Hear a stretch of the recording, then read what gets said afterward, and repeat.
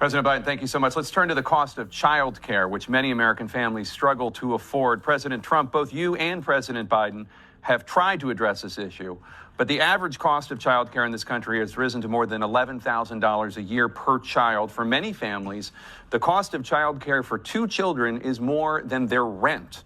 In your second term, what would you do to make childcare more affordable? Just to go back, the general got fired because he was no good. Man, that was dismal. I'm not gonna lie to you. But let me tell you guys something. Let me tell you the reason why they're not answering this question on early education.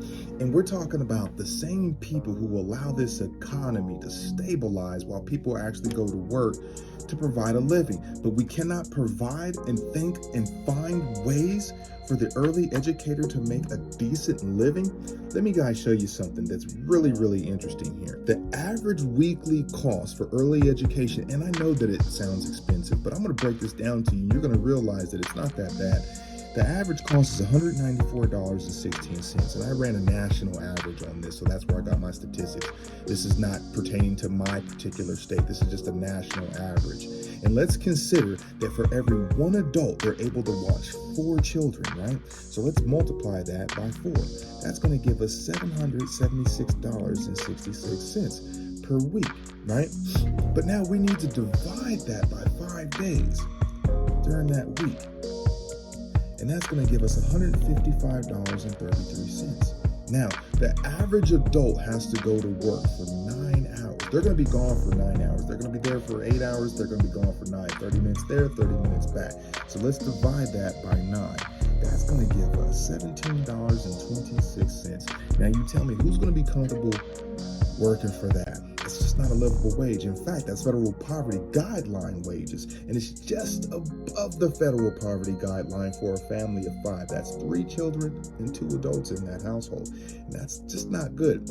So how can we fix this? Well, we need to reverse engineer it. We need to consider how many centers are out there. So there are 77,383 centers. And again, this is just the national average.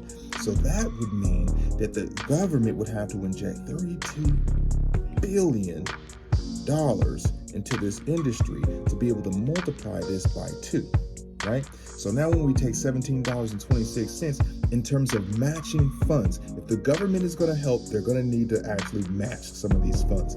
And that's going to give us $34.52 an hour. That's gonna allow this person to make $71,000 a year.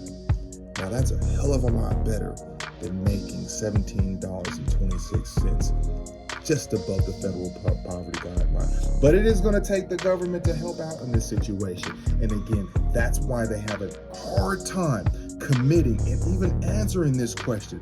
That should raise a lot of flags, because we're talking about our youth. And if the government doesn't want to help take care of some of these children from families who actually really, really need this help. Now, I'm not saying that you might need this help, or the person down the street, or your community, but there are a lot of families out there that are just barely making it. And I already know I'm going to get a lot of the hate, and maybe they shouldn't be having children, but that's not the case. And that's not the issue that we're actually trying to combat and fix right now. The issue is why they're not answering this question. And the issue is, why are our early education providers and teachers, who are risking everything, their own livelihoods, to make a measly $17.26 an hour?